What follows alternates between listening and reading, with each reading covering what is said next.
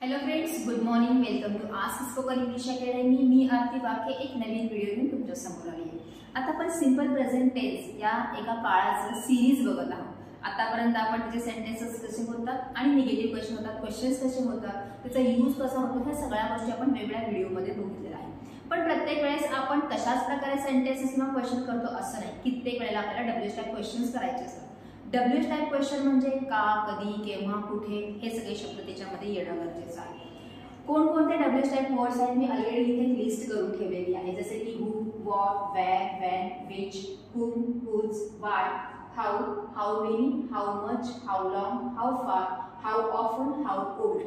हे basically 15 main words आहेत. परत ह्याच्यातले काही वर्ड्सला जेव्हा आपण प्रिपोजिशन लावतो तेव्हा काहीतरी नवीन परत क्वेश्चनचे तयार होतात. आणि ऑलरेडी आपण डब्ल्यूएच टाइप क्वेश्चनचा एक सेपरेट व्हिडिओ बघितलेला आहे. पहिल्यांदा तुम्ही तो व्हिडिओ बघा, म्हणजे कोणकोणते शब्द आहेत, त्यांचा अर्थ कसा होतो आणि त्याची उत्तरं काय काय येणं अपेक्षित आहे. ऑलरेडी सगळं त्याच्यामध्ये काय केलेलं आहे, एक्सप्लेन केलेलं आहे. तो तुम्ही पहिल्यांदा बघितला. तर ह्याची जी सेंटेन्सेस आता आपण करणार आहे, क्वेश्चन करणार आहे किंवा आन्सर कसं द्यायचं बघणार आहे, ते तुम्हाला इझी जाणार आहे. Okay, so simple present tense जर मला क्वेश्चन करायचा झाला, त्याचा तिथे सुद्धा जर मला डब्ल्यूएच टाइप वर्ड्स जर यूज करायचे असेल तर ते कसे होतात ते बघूया. ऑलरेडी आपण बघितलेलं आहे की सिंपल प्रेझेंट टेन्स जेव्हा आपण यूज करत असतो, जेव्हा त्याचं निगेटिव्ह सेंटेन्स करायचं असतं किंवा क्वेश्चन करायचं असतं, we need helping verb compulsory. Helping verb शिवाय आपण निगेटिव्ह सेंटेन्स आणि क्वेश्चन करू शकत नाही. हे ऑलरेडी तुम्हाला मागच्या 3-4 व्हिडिओमध्ये सांगितलेलं आहे. तर आपल्याला जेव्हा सिंपल प्रेझेंट टेन्सचा सेंटेन्स करायचा आहे, त्याचा आपल्याला क्वेश्चन करायचं असेल तर आपल्याला कंपल्सरी डू किंवा डज हे 2 हेल्पिंग वर्ब यूज करायचेच आहेत. डू कधी यूज करणार आहे, जर आपला सब्जेक्ट अनेकवचनी असेल तर, अनेकवचनी नाम किंवा अनेकवचनी सर्वनाम असेल तर आपल्याला डू हे हेल्पिंग वर्ब यूज करायचं आहे. For example I, we, you, they, these, those हे प्रोनाउन्स आहेत. इथं आय का आलेला आहे ऑलरेडी मी तुम्हाला मागच्या व्हिडिओमध्ये सांगितलेलं आहे. So no need to tell again. Boys, girls, books, dogs, trees, birds, workers अशा प्रकारचे जे काही अनेक वचनी जर करता असेल तरी सुद्धा आपल्याला प्रश्नामध्ये डू हे हेल्पिंग वर्ब यूज करायचं आहे. मग डज कधी यूज करायचं, जर एकवचनी असेल तर, एकवचनी नाम किंवा एकवचनी सर्वनाम असेल तर, जसे की ही, शी, इट, दिस, दॅट हे झाले प्रोनाउन्स. नाव कोणतेही घेऊ शकता, मुलाचं नाव, मुलीचं नाव, जागेचं नाव वगैरे, जसे की अजय, सीता, शेरू, डॉग, फॅन, पिऊ, डॉक्टर. कोणतंही नाव जे एकवचनी आहे ते सगळे जर क्वेश्चन मध्ये असतील तर त्याच्यासाठी आपल्याला डज हे हेल्पिंग वर्ब आपल्याला यूज करायचा आहे. जर डू आणि डज वापरायचा झाला तर तो कसा यूज करायचा विथ डब्ल्यूएच टाइप, तर मी इथं ऑलरेडी 2 स्ट्रक्चर लिहून ठेवलेले आहेत. जसे की क्वेश्चनची सुरुवात डब्ल्यूएच टाइप या वर्डनी येणार आहे. डब्ल्यूएच टाइप मध्ये कोणकोणते वर्ड्स आहेत ऑलरेडी मी इथं लिस्ट केलेली आहे आणि तुम्हाला माहिती आहेत कोणकोणते. तर तो शब्द पहिल्यांदा वाक्याच्या सुरुवातीला येईल. त्याच्यानंतर डू किंवा डज काय होणार आहे, हेल्पिंग वर्ब येणं गरजेचं आहे, कारण आपण क्वेश्चन तयार करतो आणि we need helping verb compulsory. Then we are going to use the subject.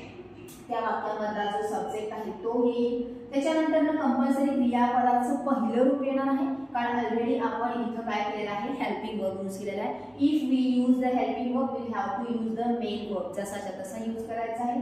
जशी वाक्याची गरज आहे त्याप्रमाणे ऑब्जेक्ट किंवा कॉम्प्लिमेंट येईल आणि लास्टला कंपल्सरी क्वेश्चन मार्क येणार आहे. जर तोच क्वेश्चन जर निगेटिव्ह असेल तर डब्ल्यूएच स्टार्टिंगला येणार आहे, डू किंवा डज हेल्पिंग वर्ब येणार आहे, सब्जेक्ट येणार आहे. निगेटिव्ह सेंटेन्स आहे त्यामुळे नॉट हा शब्द येणार.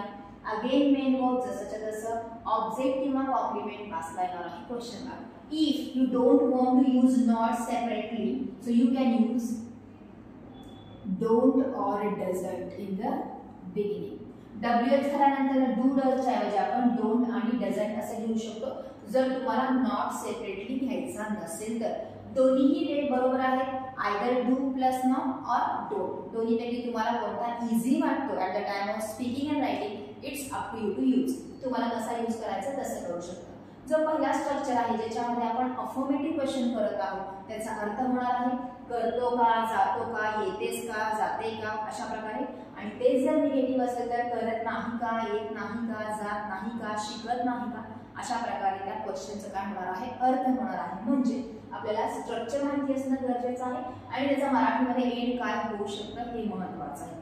Again I repeat, simple present tense मध्ये आपण हेल्पिंग वर्ब म्हणून डू आणि डज घेणार आहे आणि कंपल्सरी मेन वर्बच येणार आहे त्यांच्यासोबत. जेव्हा आपण निगेटिव्ह आणि अफर्मेटिव्हचे फक्त क्वेश्चन केले होते, येस नो टाइप क्वेश्चन केले होते, तेव्हा फक्त एवढाच भाग होता, राईट. आता फक्त त्याच्यासमोर आपण WH हा शब्द वापरलाय आणि तो क्वेश्चन WH चा तयार झालेला आहे. So this is the structure and where we use do and does and which are the WH type words. आता काहीतरी एक्झाम्पल आपल्याला बघणं गरजेचं की कशा प्रकारे क्वेश्चन तयार होतात WH शब्द घेऊन, तिथं डू का आला किंवा डज का आला हे आपण आता डिस्कशन करणार आहोत. Now we will see some examples. मगाशी आपण सूत्र बघितलेले आहे, आता एक्झाम्पल्स तयार करूयात आपण. प्रत्येक वेळेस मी तुम्हाला सांगितलं की स्टार्टिंगला WH टाइप वर्ड्स येणार आहेत. You can see the WH type words at the beginning of the question. Then there will be do or does helping verb.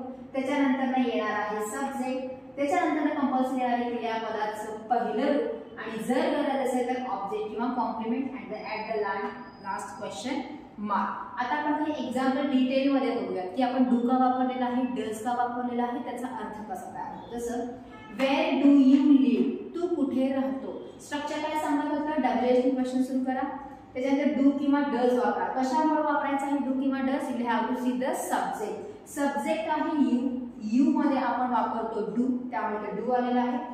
त्याच्यानंतर आलेला आहे क्रियापदाचं पहिलं रूप. म्हणजे अनेक वचनी किंवा एक वचनी दोन्ही अर्थाने यू वापरत असल्यामुळे आपण यू कन्सिडर करतो अनेक वचन म्हणून आणि त्याच्यासमोर वापरलेला आहे आपण डू. तू कुठे राहतो ही त्याची दररोजची क्रिया आहे की नेहमीच तू तिथे राहतो या अर्थाने. What do you do on Sunday? Again, you हा सब्जेक्ट असल्यामुळे do हे हेल्पिंग वर्ब आलेला आहे. दोनदा do घेण्याचं कारण काय आहे, कारण हे do क्रियेसाठी घेतलेलं आहे आणि हा do हेल्पिंग वर्ब साठी घेतलेला आहे.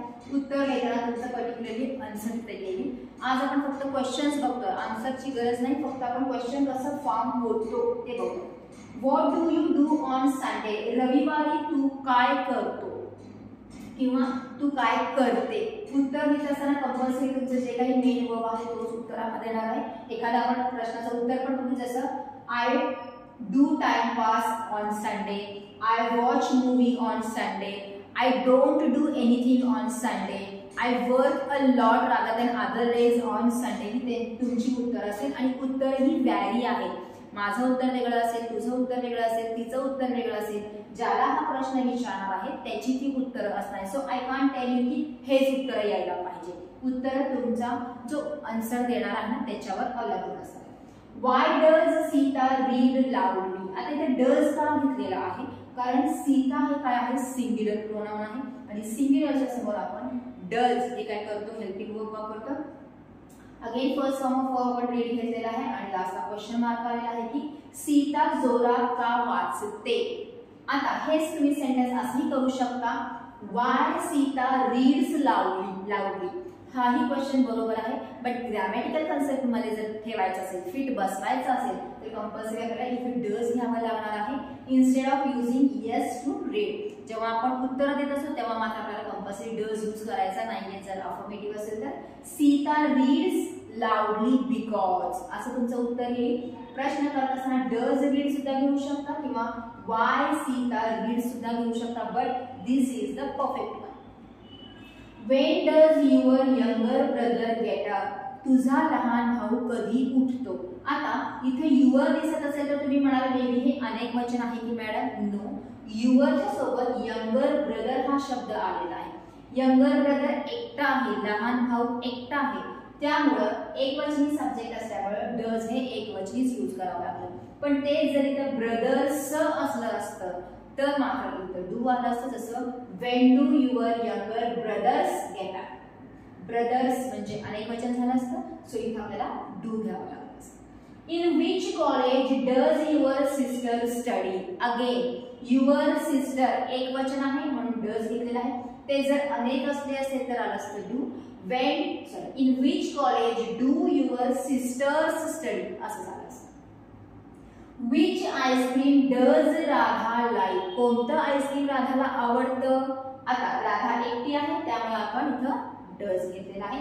Even which ice cream Radha likes असं सुद्धा क्वेश्चन करू शकता, but this is the correct one. Of which company mobile do you use? कोणत्या कंपनीचा मोबाईल तू वापरतोस. आता इथे यू असल्यामुळे यू च्या समोर आपण डू वापरतो, त्यामुळे प्रश्नामध्ये सुद्धा डू आलेला आहे. जेव्हा आपल्याला क्वेश्चन करायचा आहे, we have to focus on the subject. If the subject is singular use does, if the subject is plural use do. Who does teach you English? तुला इंग्रजी कोण शिकवतं? एक ती व्यक्ती आहे, कन्सिडर करून आपण प्रश्न केलेला आहे. उत्तर लिहित असताना अनेक सुद्धा होऊ शकतात, उत्तरामध्ये आपण चेंजेस करू शकतो. How do you go to college daily? तू रोज कॉलेजला कसं जातो? दररोजची क्रिया आहे, यू असल्यामुळे डू आलेला आहे. How many girls do learn computers every year? किती मुली दरवर्षी किंवा प्रत्येक वर्षी कम्प्युटर शिकतात? डू इकडे का आलेला आहे? कारण हाऊ मेनी सोबत गर्ल्स आले, तो एकटा येत नाही. हाऊ मेनी दोन्ही मिळून सब्जेक्ट आहे, दोन्ही मिळून उत्तरामध्ये असा शब्द येणार आहे, त्यामुळे ह्याला लागूनच गर्ल्स हा शब्द आलेला आहे. How often does your mother cook daily?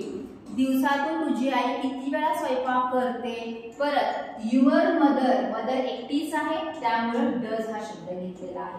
Whose notes does Rahul prefer? कुणाचे नोट्स राहुल प्रेफर करतो? राहुल एकटा आहे, त्यामुळे अगेन डज घेतलेला आहे. आणि whom does your best friend follow?